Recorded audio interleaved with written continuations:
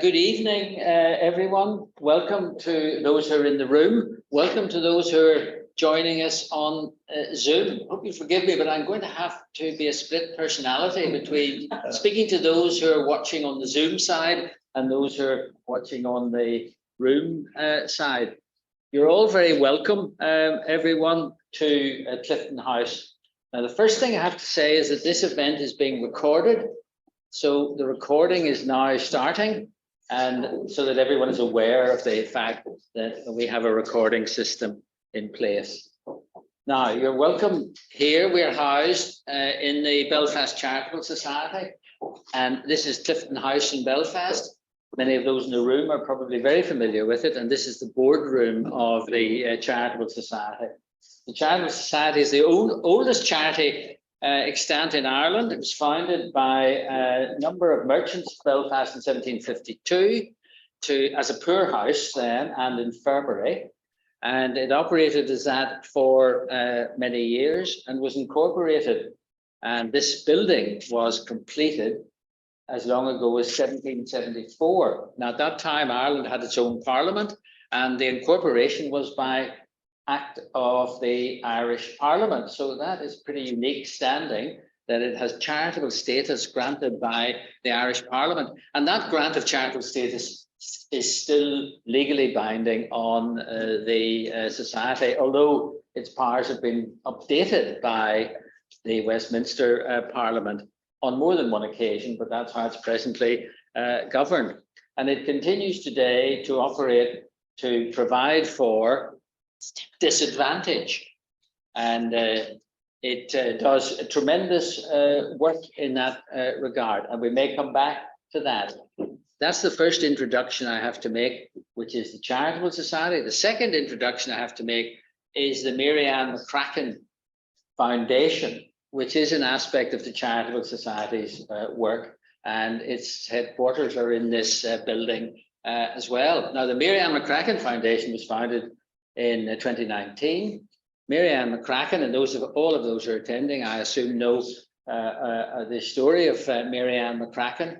And she frequented this building and was secretary of the Ladies' Committee here for many years, from the beginning of the 19th century, for about 25 years.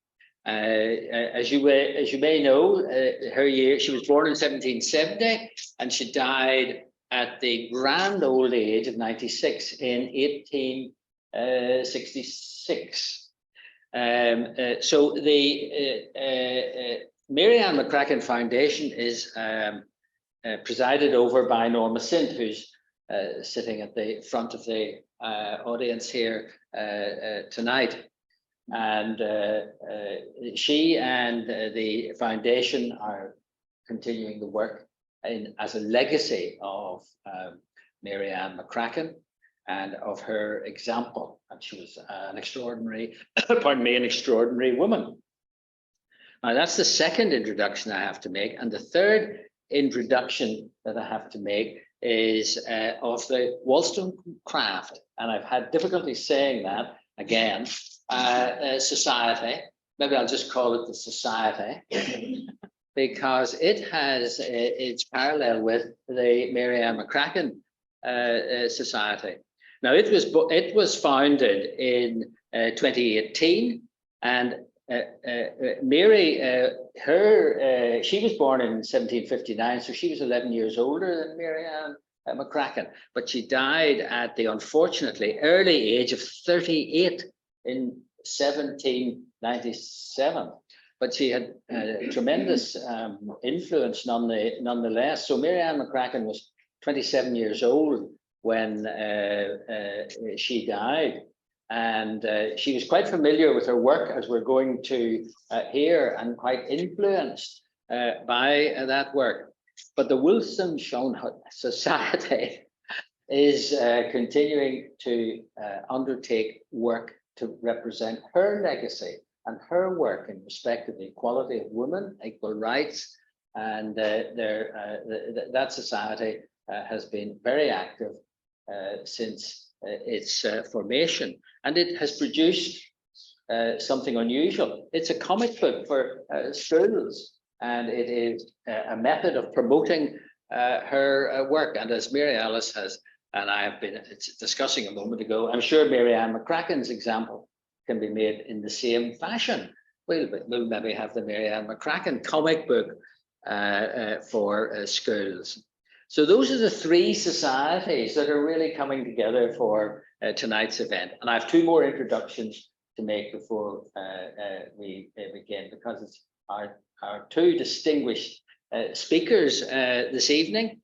Now, the first one is Bee Rowlatt, author and journalist, and she is joining us on the screen. Hello, Bee. Yes, she is joining us on the screen, and she's going to talk to us in a moment. And in the studio here is Mary Alice, who is also a writer, but we in the Society are fortunate enough to have her as the development officer in the Mary Ann McCracken Foundation, and she's going to talk about Mary Ann McCracken tonight. So the format I should explain is that I am essentially going to ask some questions which are a prompt for our two speakers to tell us a little about the two subjects, the two Marys. And I'll ask a few questions. First of all, from Bee, and she'll tell us about the first Mary. And then, secondly, I'll go to Mary Alice after that, and she'll tell us about the second Mary. And then there will be an opportunity for some questions from the audience if anyone wishes to say any more or ask any more after that. So, first of all, I should introduce Bee to you in a little more detail. Now, as I've said, she's a writer and journalist, but in relation to her work, she has published a book, In Search of Mary, and it won the Society of Authors K. Blundell Trust Award.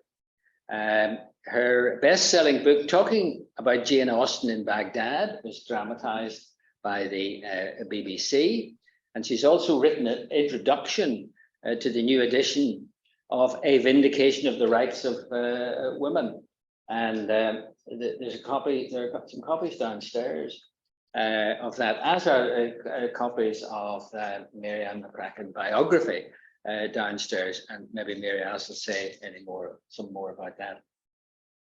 Now, Bee has chaired the Mary on the Green campaign to memorialise Mary Wollstonecraft, and she's a founding trustee of their society. And she wrote a play, very versatile, and Amazon stepped out, and it was launched at the Lyric Theatre in London. She's judged the 2020 and 21 Stanford Dollum Travel Book of the Year, and the Poetry Society Young Writers Challenge in 2019, and she programs cultural events for the British Library. Well, that's quite a lot of work, Bee, to be getting on with.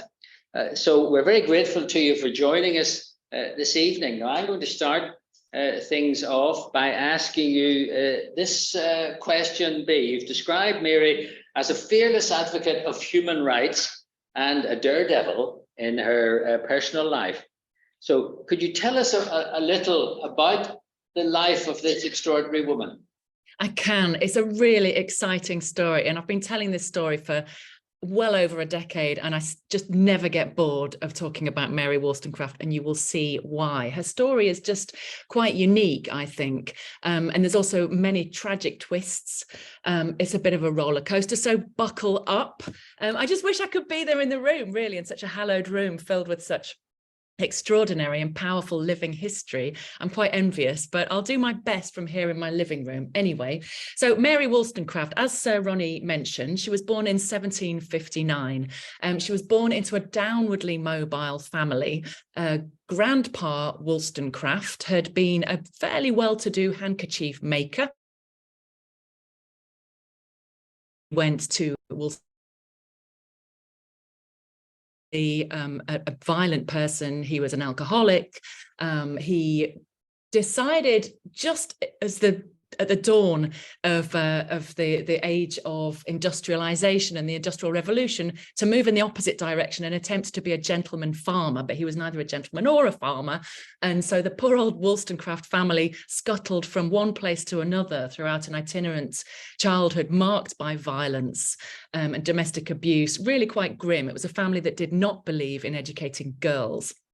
And there are various accounts. Wollstonecraft uses a number of different genres it's always political with Wollstonecraft, but she deploys various genres to get her message across. And so there are novels, for example, which we can take to be autobiographical, and there are accounts which show, you know, a small enraged girl being forced to sit in silence for hours on end.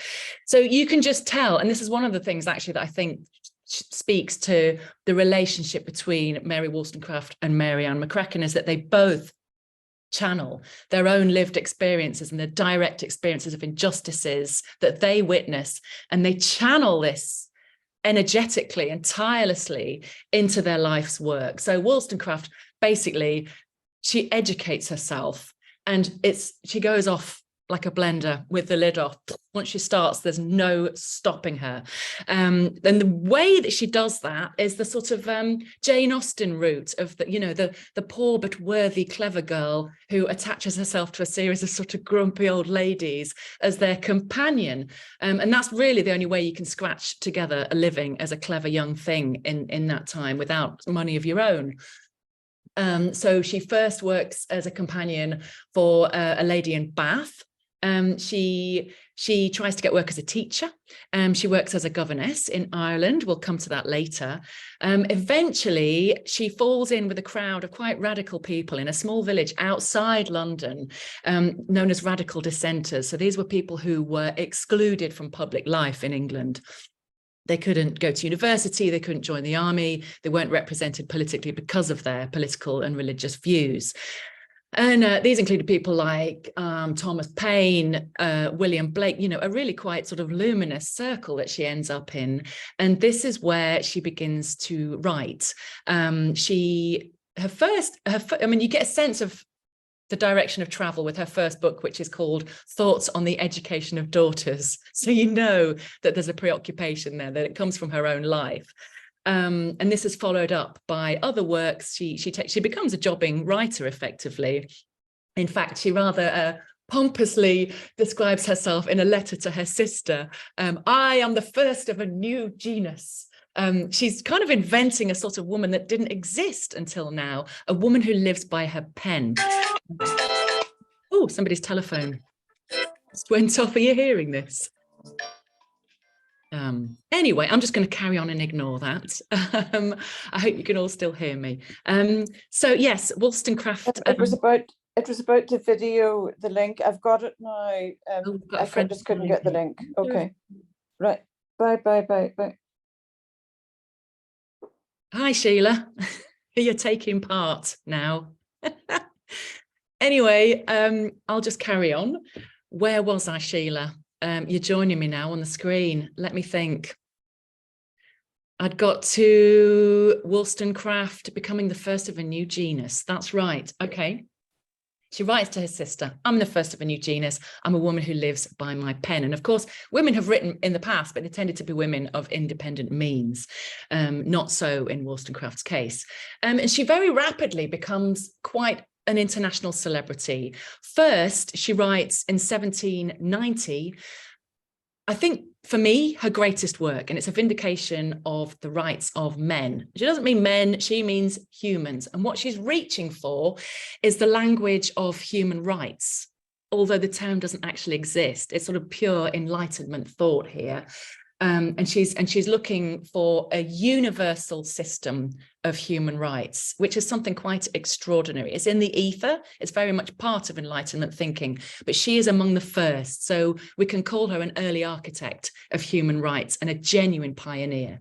The second book is, of course, her famous one, 1792, A Vindication of the Rights of Woman. And it opens with the words, I demand justice for one half of the human race. So, you know, no kind of mutedness about her claims there. And so this really puts her on the map. She becomes famous internationally. Indeed, you know, we see her very much as an icon of the Enlightenment and of the Western philosophical canon. But her work actually, as it travels around the world, is published in Jamaica. It's studied in India and published in newspapers in India. Basically, lots of places that are looking to kick out the British start reading Wollstonecraft. That's how her message seeps out around the world. But in her lifetime, she rapidly gains an audience and she goes to live in Paris. And this is where the kind of slightly sensational life begins. Wollstonecraft, until this point, so she's a well-established advocate of women's education, women's rights, but she's quite sort of disapproving. She's even faced charges of being quite anti-woman because she's so critical of, particularly of a certain class of woman, your kind of aristocratic lady who lies around on silken cushions, petting her dogs. She's got a real bee in her bonnet about that. And sometimes the language is really quite strong. It's even shocking to the modern reader. But this is where she is. She travels off to Paris and she falls in love. So we have a bit of a twist in the Wollstonecraft tale here. She falls in love with this super handsome but well dodgy guy from the United States of America. He's this kind of hunky frontiersman called Gilbert Imlay. And they have, I mean, it's all quite hippie-ish and free love, but they have what she considers a sacred bond. He does not consider it a sacred bond. They have a baby out of wedlock. And she lives in the revolution in Paris, in the teeth of the Reign of Terror, as it tips over into the Reign of Terror. One historical footnote that I particularly love is that Wollstonecraft arrives, because of course you can imagine, like, for someone like Wollstonecraft, who has grown up wanting to change the world, and then suddenly this great big revolution kicks off right next door in France. Everyone had to be there, all of the romantics, every person bubbling over with revolutionary fervor. All eyes were on this kind of earthquake happening in Paris, and off she goes. She doesn't speak French, you know, off she goes. And Wollstonecraft goes off on her own, and she arrives in revolutionary Paris in the same week that William Wordsworth leaves because it's getting too scary. But not our girl Wollstonecraft. She's literally fearless throughout her life. So as I said, she rocks up in Paris and she falls in love, has a baby. This is kind of the making of her, and also the beginning of quite serious problems in her life. She begins to suffer mental health problems because of perhaps the neglect and abuse, although she is an extremely volatile and stormy personality. But the very intense relationship that begins with Gilbert Imlay ends in her attempting to take her own life. This happens twice. And then a bizarre episode in which they've actually separated. He dumps her and runs off with an actress in London. But she attempts to win his heart back on this. And this is really where it pops into kind of like a Netflix blockbuster kind of story. It all starts to stretch credulity. Wollstonecraft goes off on what we would now just call a treasure hunt, because it turns out that Mr. Dodgy boyfriend Gilbert Imlay, where they met in revolutionary Paris, he was actually smuggling. He was up to no good. And of course, he, as an American, he's in France as a friend of the revolution. And he uses this as a cover to smuggle silver from the head-chopped aristocrats. And of course, the crowned heads in England are all at war with France, but Scandinavia is neutral. And he's smuggling out shipments of silver in exchange for grain from neutral Scandinavia. And one of these shipments goes missing. It's a boat laden with silver, and it disappears off the coast of Norway. And Gilbert Imlay says, "Oh, Wollstonecraft, my girl, you know, you're famous, you're tough, everybody listens to you. Why don't you go off and try and get my silver back? There's a good girl," kisses her on the head. "Why don't you take the baby with you?" Clearly trying to sort of kill two birds with one stone. "Get them out of my hair." And of course, Wollstonecraft, what does she do? This is 1795, right? She says, "Yes, I'm going to go on a treasure hunt with my baby under one arm." And off she goes in a series of improbably ridiculous, rocky, turning over carriages and dangerous boats wobbling around them. And this is a time, 1795, most men didn't travel on their own for the very real fear of, you know, pirates and highwaymen. And off she goes to try and hunt down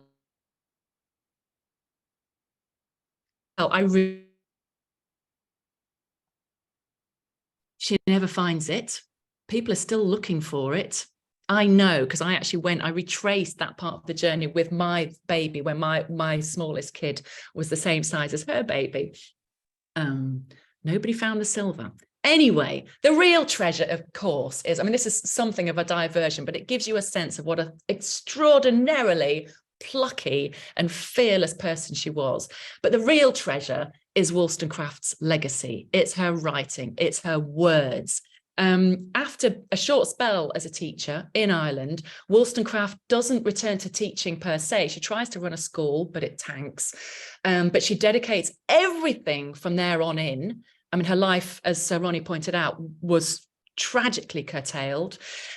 But everything she does, everything she writes is about education. It's all about education. So she becomes an extraordinary advocate for the power of education, for the transformational need for education. She controversially asks for boys and girls to be educated together.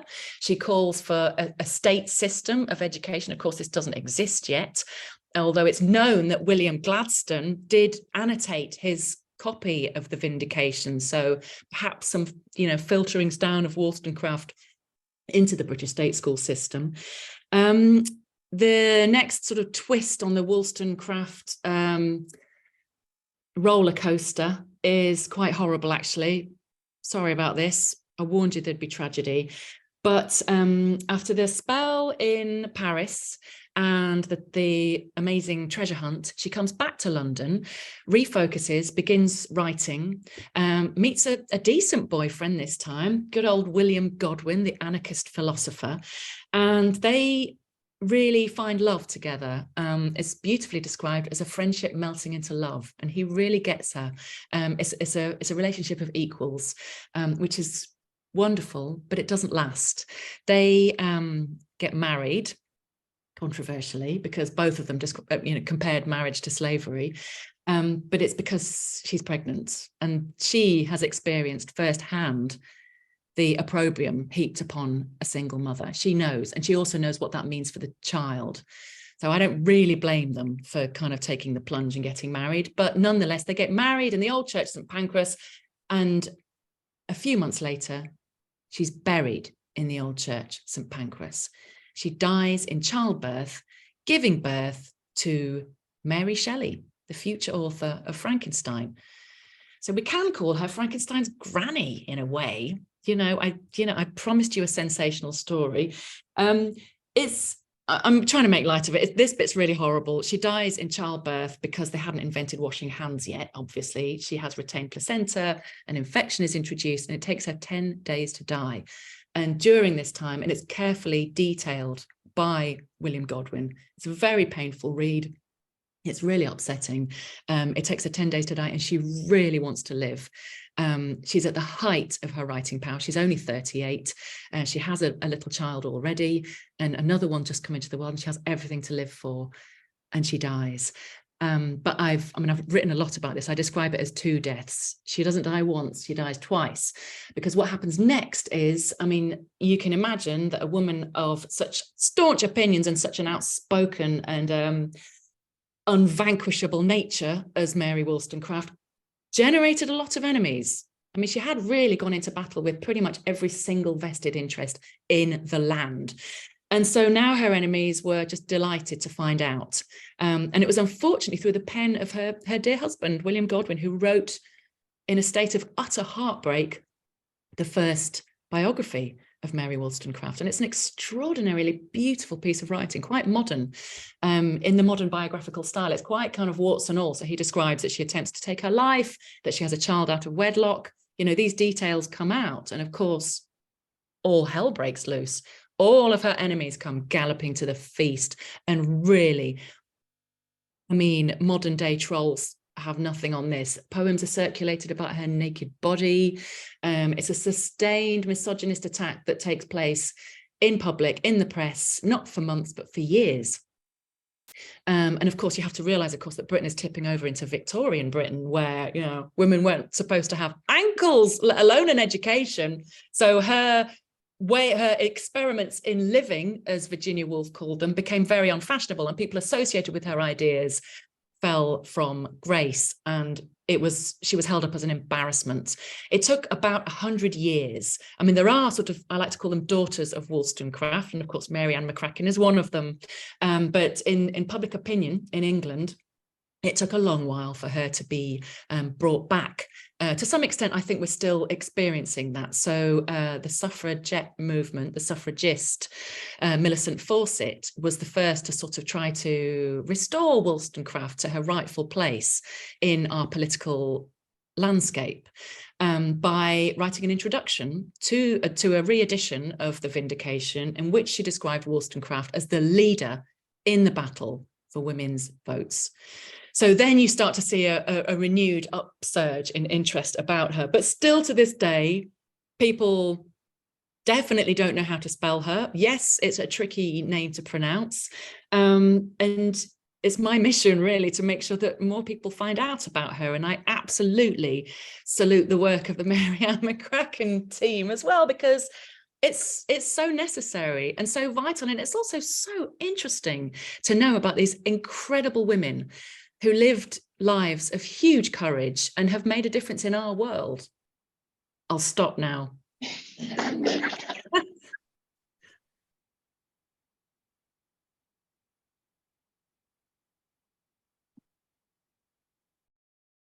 Well, Bee, what a brilliant and tragic story, wonderfully told. I don't know why you don't have your own TV program. Now, tell me, you've mentioned Ireland, and there was a connection between Mary and Ireland and an influence on education, or she was influenced in relation to education. Can you expand a little on that aspect of her life? I can, yes. Well, it starts with Mary Wollstonecraft's mum her family was from Donegal. So Mary Wollstonecraft's mum, Elizabeth Dixon. So Mary Wollstonecraft was herself half Irish. And I always like to think, I'm from Yorkshire, so she also lived a spell in Yorkshire. So I like to think that these DNAs, these regional DNAs, like seeped into her general toughness and demeanour. But of course, the key moment was she goes as a governess to the richest family in Ireland, the Kingsborough. And this is an extraordinary experience. She writes about it in some detail. It's excruciating for her because she's clever and she's trapped in that awful spot between the servant class and the aristocrats, and neither really knows how to speak to her, and it's very isolating. But she forms a very close bond with the children, one of whom ends up being quite the astonishing woman herself, Margaret King, also known as Mrs. Mason, or originally known as Lady Mountcashel, who I think was the middle daughter of Lady Kingsborough. And she had an extraordinary life. She actually credits Wollstonecraft with, she says she freed our minds from all superstition. Completely credits Wollstonecraft for creating her own political hinterland.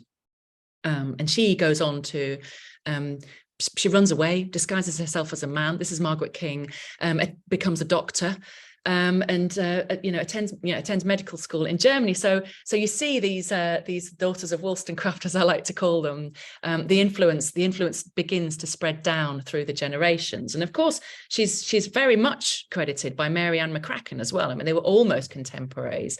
But that credit on her educational background is absolutely clear. She does credit her.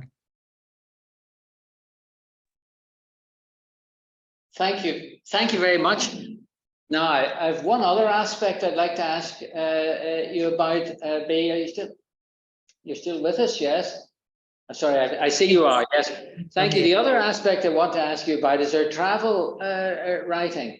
Because you explained how she went off to Scandinavia, to Norway, and we know that she had engaged in travel writing, and we know that Mary Ann McCracken read her works in relation to her travels, and I think Mary Alice might have a little more to say about that, which I was quizzing her about because I thought it was extraordinary that even in the 1790s. that these books were available in Belfast, and that Mary Ann was reading them and sending copies to her brother, in fact, at that time. But this this has been described, the travel log by Mary Ann in her letters, as more a description of her own feelings, which are uncommonly exquisite, as she puts it in the letter. And this work, this travel log, was said to inspire Coleridge, among others. Can you tell us a little bit about this work? Yes. How it influenced your own work? I can't tell you how much I love this piece of writing. This is my copy. Look how ancient and crinkled. There's like thousands of little post-its and bits and pieces between the pages. It's the most extraordinary piece of writing. So Wollstonecraft, I've tried so hard to convey her to so many audiences, but when you go to Vindication of the Rights of Woman, I'm not going to lie, it's a bit of a nightmare. It's pre-Jane Austen. The sentences go on for ages. It's really hard to read. And she's also really angry, and I don't blame her, but it's not an easy read. However, this book, well, it's got various titles. I call it The Travels or Letters from Norway. It's a travelogue. It's a sort of personal diary. It's a series of letters to the dodgy boyfriend that I told you about earlier. It's a series of letters to Gilbert Imlay, but she doesn't say. So her true purpose is not ever revealed. So she just sets off one day with the baby. She has a maid, Marguerite, who accompanies her on some of the journey. They leave on a boat from Hull, which wasn't even designed for transporting humans. She persuades the crew to let them off early. I bet they were like, yes, please, can you go now? Because she gave them such a hard time after 11 days at sea. And they just tip her off on some rocky coast in Sweden, and off she goes, straight on shore, meeting people, bobbing into people's houses, and that's where the story starts. And of course, she's hunting down this missing silver.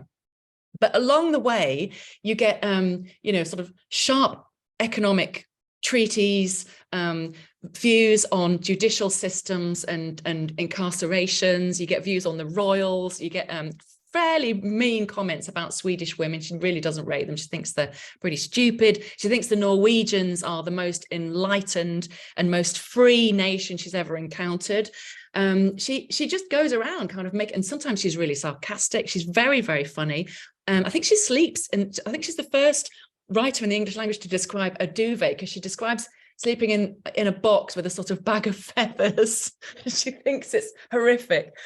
She talks about the putrefying smell of herrings, because she's in fisherman territory, and they use entrails to fertilize the landscape. So she's buzzing around there. Anyway, the book is her bestseller. It's the most influential. Everybody knows the Vindications, but The Travels was a massive seller when in her life. It was her most successful work. And the early romantics, Coleridge, Wordsworth always kept a bit stum on Wollstonecraft, and I did wonder if, I mentioned earlier that Wordsworth left Paris when Wollstonecraft arrived. Wordsworth also left behind a pregnant French girl, and he knows that that's what happened to Wollstonecraft, and so he never really credits her. Coleridge, however, not only credits her, he pretty much steals her lines in Kubla Khan. She goes and describes this underground waterfall, caverns measureless to man, right? And he takes some of the lines verbatim. And even the line, a woman wailing for her demon lover. That's Wollstonecraft. That's what's happening in this book on this journey. So it was hugely influential on the Romantics. In fact, that's why I know about Wollstonecraft, because in my first degree, I studied English literature, and I was super into the Romantics. All young people should be into the Romantic movement of literature. And I found her as a footnote. There was this influential woman called Mary Wollstonecraft who went on a treasure hunt, which inspired Coleridge and a few of the others. They got very breathless about her, and, the book was passed around. So, yes, it's a fantastic place to start reading Wollstonecraft, because you get all of the politics, and you also get a lot of heartbreak. She realizes from the beginning to the end, she realizes that he's dangled the prospect, because obviously he wants to get his silver back. And so he dangles the prospect of a lovely holiday where they get back together. And then about 2/3 of the way through, there's no silver, or she can't get the silver back, and he just goes cold, and she can tell, and it's awful. And I think she also discovers something else about the nature of his dealings, possibly that he's dealing in arms, and she's so disgusted. She starts quoting Hamlet. That's never a good sign. You know, she's really going through something very, very deep. So you get the whole like Wollstonecraft emotional roller coaster, as well as she's a genius. I mean, the way she writes about politics, about injustice, it's all there. I absolutely love it. So of course I tried to do my own version. That's my book, In Search of Mary, where I think it was partly, I was so astonished that not only did she do this, but she took a little baby with her. But I tried to do the same, and just look at the trajectory of women's lives, from when she did it to when I did it. And I retraced some of this amazing journey, and met people in the places that she'd been to, and shared some of her legacy, and had a real adventure actually in her footsteps. It was beautiful. Well, thank you, Bee, for now, and for your wonderful, infectious enthusiasm for your subject. Thank you. Now, I want to turn. Thank you.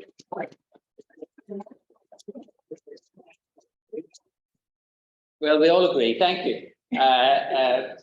Now, I want to turn to Dr. Mary Alice Clancy, who's Development Officer here in Clifton House, and with the Mary Ann McCracken Foundation.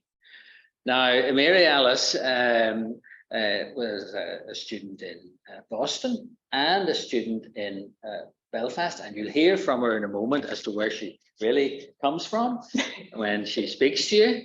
And she's the author of a number of books on peace, reconciliation, and conflict. Now, one of them is Peace Without Consensus, and that's about our own troubles. But she's also written other books, including a book on the Taif agreement in Lebanon. Taif is in Saudi Arabia, and it was where an agreement was reached to end, purporting to end the civil war in Lebanon in 1989. So a very comparable record in relation to social conflict. And Mary Alice has written other books and articles about Northern Ireland as well. Now, Mary Alice, after this, I want to link this into Mary Ann McCracken, because as I've said, she's 11 years older. She's got to read Mary Wollstoneshaw's books, or book, at least the travel book. Maybe you'll tell us about more. So can you tell us a little about the influence that the first Mary seems to have had on our Mary? Sure. Okay, I have a little bit of trouble projecting my voice, so I'm just going to use the microphone. That's not bothering anyone on Zoom, is it? It's okay. I'm just also to say that I'm going to try and speak to both audiences, so apologies in advance if I'm a little bit like an owl spinning around. And thank you so much to Bee. In terms of Mary Ann's birthday event, I'm always thinking, what can you get the woman who has everything? And she was an amazing fan and follower of Mary Wollstonecraft. So I think to be called a daughter would very much make her day, and it is a brilliant birthday present. And so what I'm going to do, I know many of you know about Mary Ann McCracken, but for those of you who might not have heard about her, I'm going to talk a little bit about her life, and then I'll talk about the influence of Mary Wollstonecraft on her life. So Sir Ronnie gave us a bit of an introduction to Mary Ann McCracken, and just to say she is or was an indefatigable advocate for the disadvantaged of her time. And as Sir Ronnie mentioned, her time was quite extraordinary. She was born in 1770 here in Belfast, and she dies in 1866, maybe 96, when she passes away. And in her obituary, it said that she left the city of Belfast a precious legacy. And it's an astounding legacy. It's almost easier to talk about what she didn't do than rather what she did do. But I'll talk about a few things. Her legacy is very important and inextricably linked to the house in which many of us are sitting in. It's Clifton House, but in her day it would have been known as the poorhouse. And she was on Our Ladies Committee here from 1827 to 1851. And it's at that time that you see a real improvement in the education, particularly of girls in this house. She starts a nursery against the wishes of the gentleman of the house, it should be said.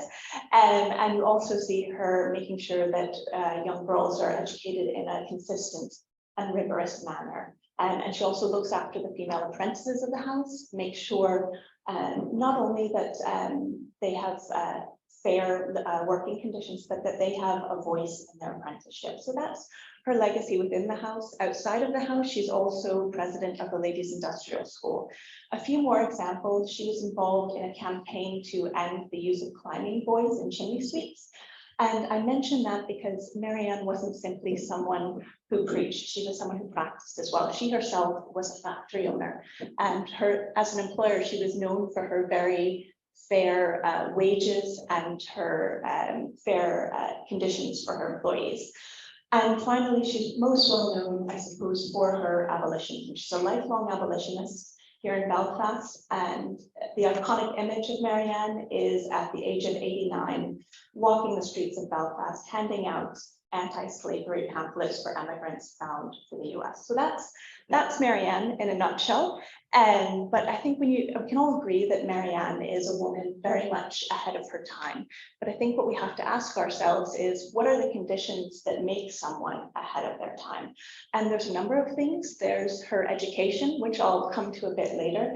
But I think it's important to talk about the environment of, and specifically Belfast and this house at the time. So Mary Ann was born in 1770. She's a little bit different from Mary Wollstonecraft in that she's born into an upwardly mobile family, two prominent families, the McCracken on her father's side and the Joys were a very prominent Presbyterian family here in Belfast. And just to say that her maternal great-great-grandfather, George Martin, was the sovereign or Lord Mayor of Belfast. But by the time that Mary Ann is born, the penal laws, which previously had only been applied to the Catholic population of Ireland, are now being applied to all dissenting traditions. So you have this economically upwardly mobile, largely Presbyterian merchant class that is politically disenfranchised. And also at the time, Belfast is a town and a growing town. And with that, you have a lot of influx of emigration from the countryside. And what goes along with that is famine, poverty, and disease. And there's nothing like the modern day welfare state. So in 1752, as Sir Ronnie mentioned, a group of 12 men got together in a pub. A lot of bad ideas come out in a pub, but sometimes good ones come out too. And that is where we see the Belfast Philanthropist Society, of which Sir Ronnie is the president today. So that was 1752. But one of their initiatives was that in 1774, they built this house that many of us are sitting in today, which is the poorhouse. And that's to look after the poor of Belfast. And I just want to talk a little bit specifically about this house, and I'll try and paint a picture for those of you who are online. This building, it's a beautiful Georgian Palladian building, and you very rarely see that in Belfast or in modern day Northern Ireland, if you like. You don't see Georgian buildings. And this is very important. If you look at it, or if you can imagine, lots of natural light, very, very beautiful. And the former president of Ireland said it best when she said that it tells you something about the Belfast Charitable Society, that they built the most beautiful building in Belfast for its poorest residents. And that's just to say that this is very different from the workhouse system that some of you may have encountered or heard of. This is about, if you live here, you live with human dignity, and that is because you are equal to anyone who is on the board, and you deserve to live in comfort and dignity just like anyone else. So you have a beautiful building where husband and wife can live together, families can live together. And if you're poor, it's not because you're less than, it is because you're simply fallen on hard times and you're going to be looked after here.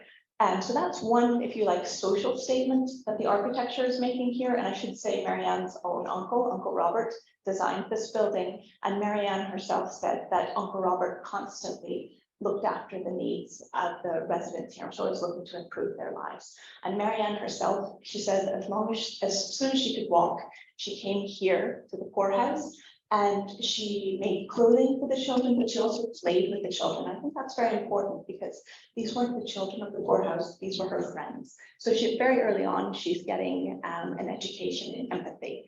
And there's another point I want to make about this house. It's a beautiful Georgian Palladian building, but as you might have noticed, there's a spire on top, and you don't normally see that on Georgian buildings. And that's because of the penal laws, you could not have a spire on any church that wasn't Church of Ireland. So Uncle Robert saw a loophole and he thought, well, you know, this is a secular building, so I'm going to put a spire on top of it.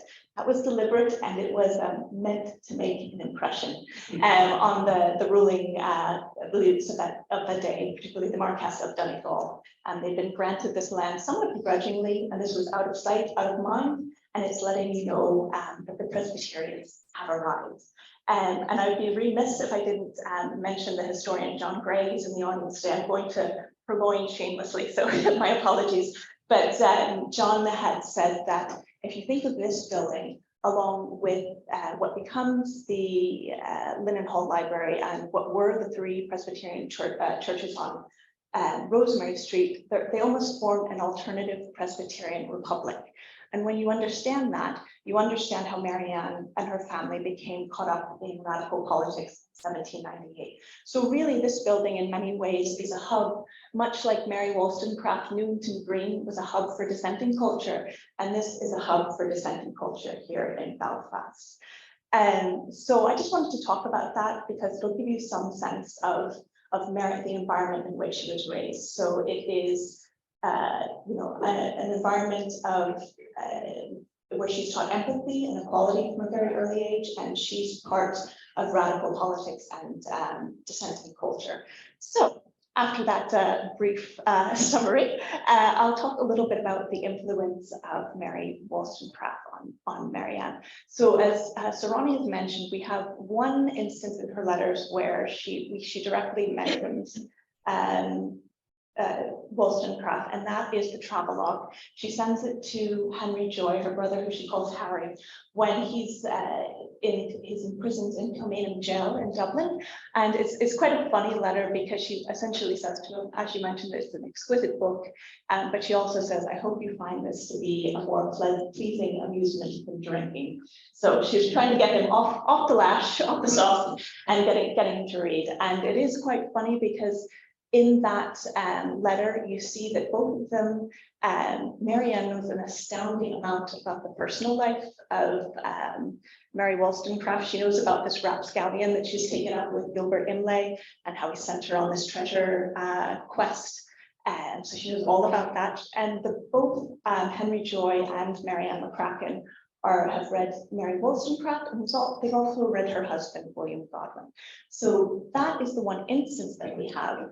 But you can see that there's much more of an influence in Mary Ann's letters, even though she never directly mentions reading The Vindication of the Rights of Woman. And you can see that it's there. And how do we know that it's there? Well, this was, as I mentioned, a highly literate city and a highly radical city. It's been said that Belfast at the time, the end of the 18th century, was a perfect Boston. And it's often been said, or Wolfe Tone of the United Irishmen is quoted as saying that Thomas Paine's Rights of Man was the Quran of Belfast. And we know from her letters that Mary Ann read Thomas Paine, as did her mother. But I always say Mary Ann's Quran was the Vindication of the Rights of Women. And I say that because what you see with Wollstonecraft is arguing against this idea in Vindications that women are incapable of rational thought. It's not that they're incapable, she says, it's that they're in the wrong environment to develop critical thinking because they aren't educated. And if they are educated, it's quite spotty, and their education, the only end of it is to make them, to increase their value on the marriage market. So that, she says, women need to be educated. And also, if there's ever going to be a moral regeneration of society, you need to have both men and women as rational beings taking part in this moral regeneration. And the first thing she says is that for society, for men and women to be happy, they have to be equals, and that marriage has to be has to be based on equality. And so that is Wollstonecraft's argument. So I'll just briefly quote another letter that Mary Ann sent to Henry Joy. And she says here, if we suppose woman was created as a companion for man, then she must, of course, be his equal in understanding.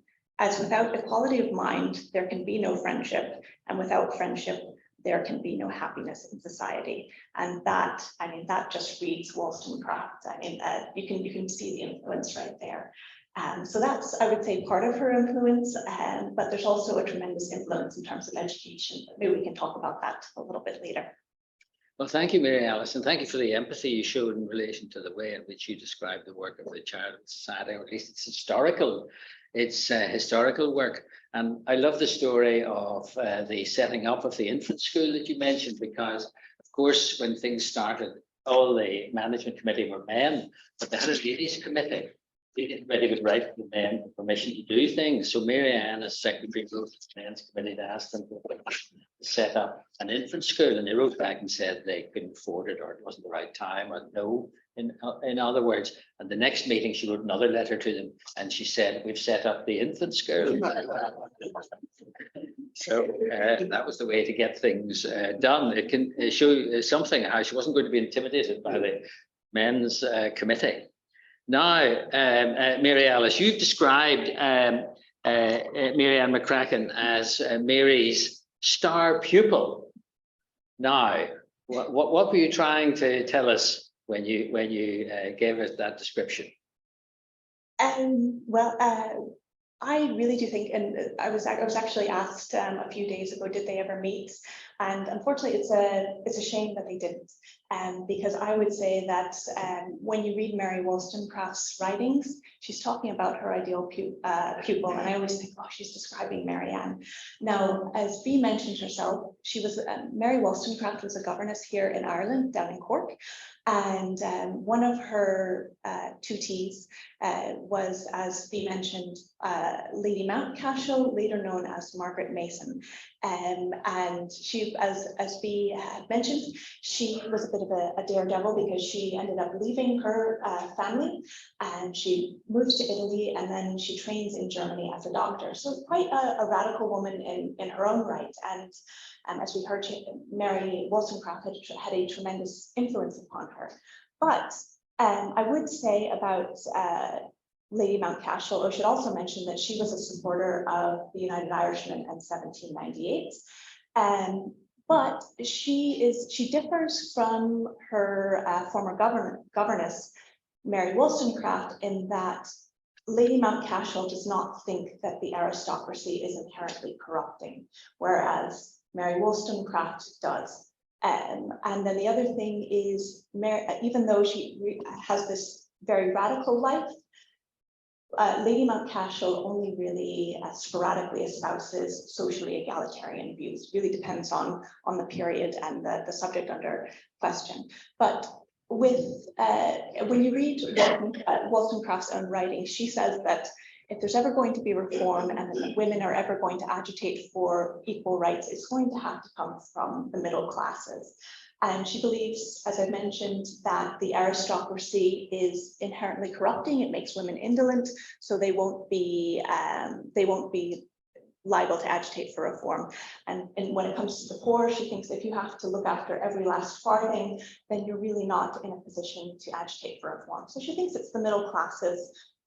Middle-class women are best positioned to agitate for equal rights. But ultimately, she's quite cynical, because she thinks, well, middle-class women, they aren't really educated. Their education is quite spotty. They really learn embroidery, things like that, things that are going to make them critical thinkers, things that are going to increase their value on the marriage market. And also she thinks, well, they don't have mothers that will encourage critical thinking. And this is where Mary Ann is very, very different from the norm. The first thing is Mary Ann McCracken goes to a co-educational day school here in Belfast. And this is essentially what Wollstonecraft writes about. Mary Ann was taught by a schoolmaster by the name of David Manson. And if any of you have ever done a walking tour with me, you know he's one of my favorite characters in this story. And I always think, had David Manson been born in London instead of Larne, we would speak of him with the same sort of reverent tones that we speak of Maria Montessori. He was a man very, very ahead of his time. So he had a co-educational school, and it was non-denominational as well, it should be said. And the focus was not on learning through coercive methods, it was learning through fun, through play, through conversational methods. And so Mary Ann was taught in the same classroom as her cousins and her brother Henry Joy. And Mary Ann learns maths, and Henry Joy learns how to darn his own stockings. So very progressive. And he's also a big believer in physical education. And that's something also that Mary Ann takes on throughout her whole life, because she believes in physical education just right outside our windows here. And when you read Wollstonecraft, Wollstonecraft wants co-educational day schools. She wants an emphasis on exercise and an emphasis on play and conversational methods. So this is one of the ways in which she's the ideal pupil. And then onto her family life. She didn't have a mother who simply wanted to get her married off. In fact, Mary Ann never marries throughout her life. Anne Joy was a quite independent woman in her own right. She was a critical thinker. You can see in letters that both she and her daughter are reading Thomas Paine's Rights of Man and discussing it. And also Anne Joy had her own hat factory on the high street. So she gave her daughters that example of feminine independence and having your own business as a way of having a bit of money in your life. So that is why I really think that she is the ideal pupil, the star pupil, if you like, for Mary Wollstonecraft. Mary Alice, thank you very much for all your insights. That was splendid.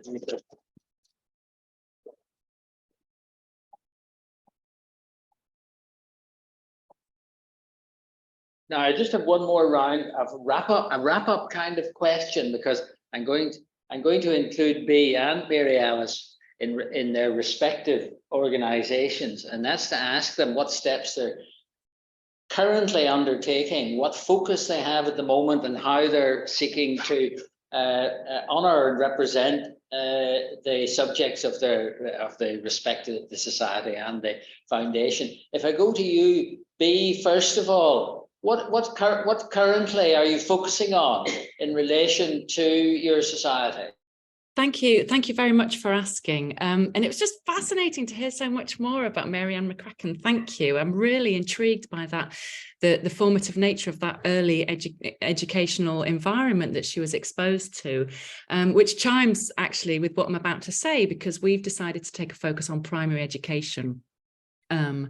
And the materials that we've developed, you mentioned very kindly the comic book. It was actually designed by a young girl who lives in Stoke Newington, near where Mary Wollstonecraft used to live, and she did a cartoon of Mary Wollstonecraft's life story. We've printed that out and sent it to hundreds of state school primaries up and down the country. I've spoken in lots of schools as well, but one of the things that we wanted to do was get kids knowing who she was. So we also designed a very short and accessible program so that children sort of aged around about 8 can learn a little bit about her legacy. Effectively, I mean, it's really very basic. It's what are human rights? Where do they come from? So that children have a sense of that. And it's for boys and girls. And we're not saying I'm a feminist, but, you know, feminism's for everybody, and Wollstonecraft is about universal human rights. Absolutely inclusive. I mean, categorically inclusive. So the idea is to make Wollstonecraft as accessible as possible, which I very much hope we're doing. For me, in short, the idea is that young people meet Mary Wollstonecraft before they meet Andrew Tate.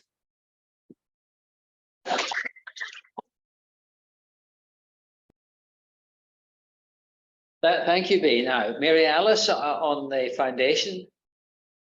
Okay. There we go. So in terms of the foundation, what we do is we try and share Mary Ann's story. So talks like this, and also through walking tours and other events. But we are also trying to carry on her legacy in terms of human rights and education, amongst other things. But I'll just tell you about a few of our initiatives. One is our Mary Ann McCracken post-primary bursaries, and we deliver that in partnership with the Belfast Charitable Society. And what that does is the post-primary bursary is for students here in North Belfast, unfortunately one of the most deprived areas here in Belfast and Northern Ireland, and it's to help them get into further and higher education. And I think what's quite nice about it is that we give the schools, the 12 schools that we work with, a lot of autonomy in terms of determining need, because we think that they know best. In terms of education, I would say watch this space, although I like your idea, Ronnie, of we should have a comic book as well. I think that's very good. And the reason I think that is very good is because whenever I do a walking tour, and particularly with people who are, say, in their 50s or 60s, at the end of it, you could, if I had $1 for every time that someone said to me, I wish we learned this in school. And you hear it again and again. So that is something that we are working on. And one thing that I wasn't able to mention was, Mary Ann has an incredible legacy. She also has a legacy in the arts. And so we try and honor that as well. And recently we have a project where we've taken 2 poets who've written about Mary Ann, Mikel McKee and Ruth Carr, who is with us this evening. And what we've done is we've been working with women from Anaka Women's Coalition, which is a local group based here in North Belfast, and women have experience of the asylum system. And they had come to us and they said that they were interested in Mary Ann's story. And we thought, okay, so how can we creatively put across her story? That was the first thing. And then I always feel like, you have to think about what would Mary Ann do or what would she say? And I think the next thing that came to me is, if we want to tell Mary Ann's story to these women, we have to make her story accessible. So what we did was we provided halal food, we provided transportation, and we provided childcare. And after 172-year hiatus, we actually had a nursery back here in the poorhouse. In fact, twice we ended up having it in this room. This boardroom has seen a lot of history, but I think it's the first time I ever saw a nursery. To me, that is to say, if you want to promote accessibility in terms of heritage and in terms of the arts, then you really need to put your money where your mouth is, and that's what we did. And then with the women themselves, we told the Mary Ann story, but we really wanted them to take it on, tell us about the Mary Anns in their life, the Yemeni Mary Anns, the Nigerian Mary Anns. And then we came together after we talked about Mary Ann, and we developed a group poem, and we went up to her grave and we excuse me, I'm losing my words. We repeated or performed our poem for Mary Ann McCracken. And so it's something that we're very proud of, and how we can continue to use her legacy to introduce people to Mary Ann, but also think about what would Mary Ann be doing today. And these women often talk about, she would be addressing injustice in terms of refugees and racism in schools and things like that. So it's always good to hear directly and have that input from local communities. Well, thank you very much, Mary Alice, and thank you to Bee. Now, I'm going to open the floor. Actually, I was speaking to Mary Alice earlier about what was the provision for book selling in Belfast in the 70s. And I should have asked John Gray about that, but I don't want to spring that on him. So I'm going to, he might come in later, but I'm going to open the floor now. If anyone, I'll start with the audience in the room. If the people on Zoom don't mind for now, we will, I assume after our earlier experience, they've all been muted, but we'll come to them if Jason can unmute them. Is there anyone in the room would like to ask a question? Yes. Sort of supplementary question you don't want to ask yet. It's about lending books. You said about Thomas Paine being around Belfast, the Liverpool Library. I'm not too sure. Someone about their people in the room have also know this. How widely disseminated the works of Mary have been? Are there records of how many people borrowed these books? It don't need to be small numbers, but just a feel for how widely. I mean, Mary have various female women's committees. With those women have been reading Mary Wollstonecraft. It might be something for the future, but just interested. Sure. So I'm just going to repeat the question for the Zoom audience. It was, how widely disseminated was something like the vindication of the rights of women. Sorry, and I saw John, you were going to mention something. I think I've got a question. So, vindication of the rights of women was advertised. In addition, being published in Belfast was advertised. Now, I don't know whether any copy survives of that edition. It was advertised actually in the Northern Star newspaper as being better than Tom Paine's Rights of Man, which says something as to access to books for within a variety, as it then was.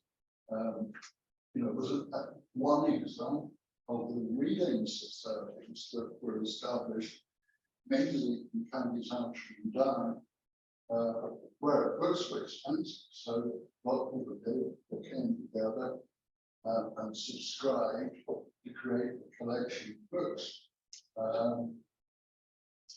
If you want to find out more about all that, there's a great book written by my predecessors as librarian or library running Adams, the printed word in common man, which goes into all this in great detail.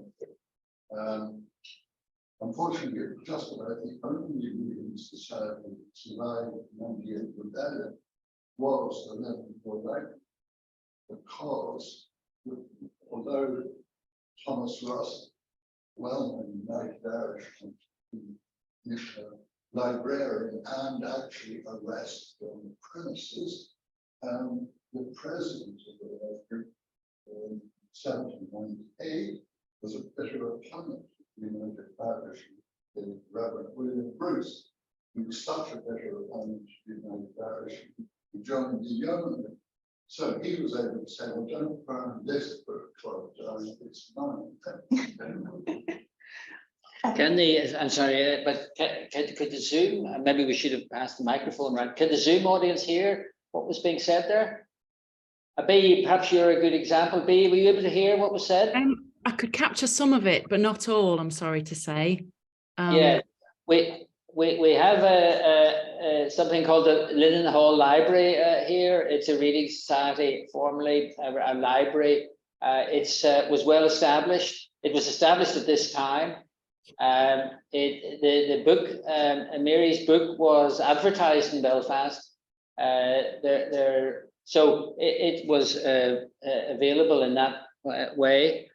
There's a lot more information about how it might have circulated in Belfast, as that was the question. I think if we're going to do this, we'll have to ask for the microphone to circulate as well, so that all our audience can get all the messages. Anyone else like to ask anything? Thank you, John, for your contribution. Anyone else want to? No. Now, on the Zoom audience, is there anyone who would like to come in? How do they do that? Norma Owens has asked a question, a very good one. Yes. Norma Owens' question, I'm not sure if everyone can see it, but it's just wondering if Bee can say whether Mary, during her time in Paris, came into contact with Olympe de Gouges or her Declaration of the Rights of Women and of the Female Citizen. So clearly, Norma Owens, you know your feminist history. Olympe de Gouges was a key component of the French Revolution, and she actually writes a Vindication of the Rights of Women a year before Wollstonecraft. So I always like to boast on Wollstonecraft's behalf that she writes the first call in the English language for gender equality, but Olympe de Gouges gets there first. Your question, Norma, is did they reconcile? Did they meet? Oh, that's a follow-up question. Right. Well, first of all, as far as I know, I don't think they did meet. Wollstonecraft gets out fairly late. It's December 1792 when Wollstonecraft arrives. Olympe de Gouges was guillotined about half a year later, the following year.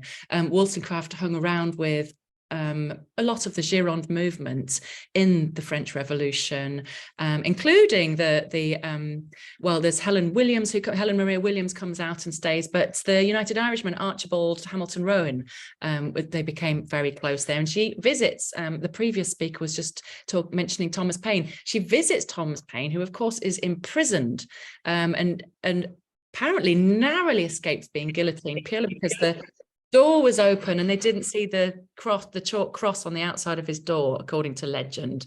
So he narrowly escapes being murdered in the Reign of Terror, and Wollstonecraft visits him there. But as far as I know, there's no record of her meeting Olympe de Gouges, which is sad. And of course, the backlash of the revolution then turned against, and the Jacobins were not in favour of women's rights. And sadly, Napoleon then reversed the progress that had been made. So the end result was a disappointment, even in Wollstonecraft's time and thereafter. I hope that answers your question somewhat, Norma. Thank you very much for your answer. Norma followed up because this is a very sophisticated question. Mary promoted separate but equal kind of 18th century feminism. How did Mary Ann McCracken reconcile that with her own stance against such separation that prevented her joining the United Irish Women? Better ask you that, Mary Alice. And thank you, Norma. That's a really interesting question. I know that the letter that you're referring to, and my own feeling is that it's Wollstonecraft, and that's influencing Mary Ann's response. So I'll explain the letter to the audience. So at one point you have the United Irishmen, and then there are these societies that rise up that are called the United Irish Women. Which sounds very promising, but unfortunately these women really were being used as tools. So they weren't being fully apprised of the plans of the United Irishmen, and they were there essentially to fundraise and to pass on information. And so Mary Ann is very upset with this, and she says, first, it's equally ungenerous and uncandid to make tools of these women without fully apprising them of your plan. So that's the first thing that she says to Harry. And then in the second paragraph, she says, I would like to visit these societies, these United Irish societies, and I wonder if these women have any notion of liberty or rationality and the subservient position in which they're under. So again, I think you can see the influence of Wollstonecraft, that you need to be a rational thinker, and that also that women shouldn't simply be used as tools, that they need to be equals. And I think in this instance, she felt that, if I'm quoting her correctly, the societies needed to be promiscuous, and by that she means that they needed to be co-educational, or they needed to be a society of United Irish people. Thank you, Mary Alice. And John mentioned the different takes that were made at the time of the revolution here in Belfast, contrasting Thomas Russell and the Reverend Bruce. And Bee has mentioned Rowan Hamilton, who was in Paris for a time, and he was on the revolutionary side, but his son was not. His son was opposed and took a different position in relation to that, not at the same time, but later. And it's true to say that within this boardroom, there was a variety of views in relation to what was going on, and there were those who joined the yeomanry. There were those who joined the United Irish Forces. There were those who joined the volunteers and who campaigned for certain reforms, but didn't go as far as the radicalism of others, and so on. So there's a whole spectrum of views, and they're all represented within this boardroom for a time. On the same committee for a time later on was Dr. Cook, who was a very fundamentalist Presbyterian, and Dr. Denver, who was the Catholic bishop, and they both served here without having to come to blows. But perhaps outside they were rather more fiery. Now, are there any more questions? Lots of compliments are being paid to our two speakers. Is there anything further? Well then, thank you all very much. Can we show our appreciation to our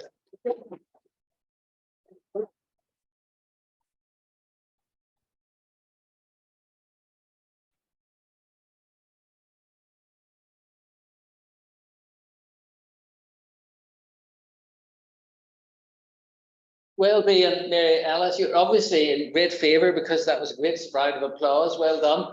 In return, may I suggest that those who are watching and those who are present would bear in mind that Bee has written a few books, and I'm sure she'd like to sell some more.